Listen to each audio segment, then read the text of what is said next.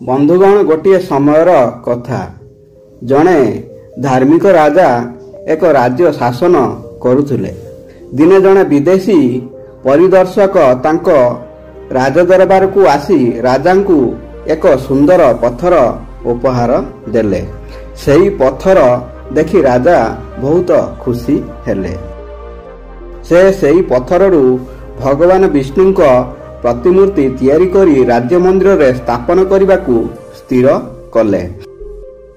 यही मूर्ति निर्माण कार्य राज्यर साधारण संपादकों को देइथिले।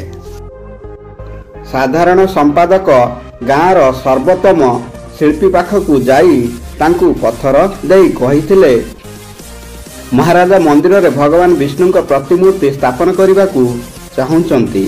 यही पत्थर भगवान विष्णु प्रतिमूर्ति प्रस्तुत करी 7 दिन मध्य राजप्रसाद को पठांतु। एथिपाई आपण को 50टी सुना मुद्रा दियाजिब। प्राय 50टी सुना मुद्रा सुनिबा परे शिल्पी खुशी होई गला एवं साधारण सचिवंक वियोग परे से मूर्ति निर्माण कार्य आरंभ करिबा पई साधन बाहर कले। से तांको साधनरू हातुड़ी नहीं पत्थर भांगिबा आरंभ कला, किंतु पत्थरटी पूर्वपरी रहिला। शिल्पी हातुड़ी रे अनेक थर पत्थर को धक्का देइथिला, किंतु पत्थर भांगी नथिला।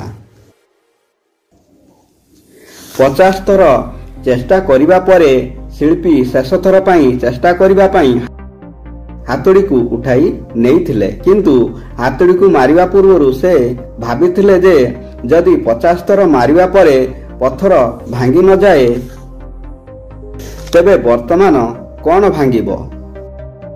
से पत्थरटी को साधारण सचिवंक निकट को नहीं गले एवं तांकू फेराई देले जे यही पत्थर भांगिबा असंभव, तेणु भगवान विष्णु प्रतिमा एथिरु तैयारी होई परिबो नाही।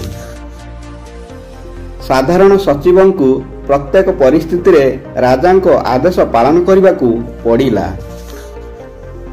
तेणु से भगवान विष्णु प्रतिमूर्ति को गाँर जड़े साधारण शिल्पी को हस्तांतर करथिले। मूर्तिटी पत्थरटी को नहीं साधारण सचिवंक सम्मुख रे एक हातुड़ी रे आघात कला एवं पत्थरटी गोटिए पत्थर रे भांगी गला। पत्थर भांगिबा परे शिल्पी मूर्ति तैयारी करिबा आरंभ कले। एठारे साधारण संपादक भाबिबा आरंभ कले जे जदि केवल प्रथम शिल्पी शेष थर पई चेष्टा करिथांते तेबे से सफल होइथांते एवं 50टी सुना मुद्रार अधिकार पाइथांते। बंधुगण एथिरु आमे शिखिबाकू पाइले जे आमे मध्य आम जीवन रे एपरि परिस्थिति को सामना करिथाऊ। अनेक थर कोनोसी कार्य करिबा किंबा कोनोसी समस्यार समाधान करिबा पूर्वरु आमर आत्मविश्वास ह्रास हुए एवं आमे चेष्टा न करी मध्य छाड़ी थाऊ। अनेक थर जदि आमे गोटिए किंबा दुईटी प्रयास रे विफल हुए तेबे आमे आगकू चेष्टा करिबा बंद करि देउ। जेहेतु यह संभव जे किछि अधिक प्रयास सहित कार्य समाप्त होइथांता किंबा समस्यार समाधान होइथांता। जदि आपण जीवन रे सफलता हासिल करिबाकू चाहंती तेबे आपण सफलता पाइबा पर्यंत बारंबार विफल हेबा परे मध्य चेष्टा करिबा बंद करिबा उचित नुहे। किए जाने चेष्टा करिबा पूर्व आमे जेउ प्रयास छाड़ी थाऊ ताहा आमर शेष प्रयास होई पारे एवं आमे एथिरे सफल होई परिबा।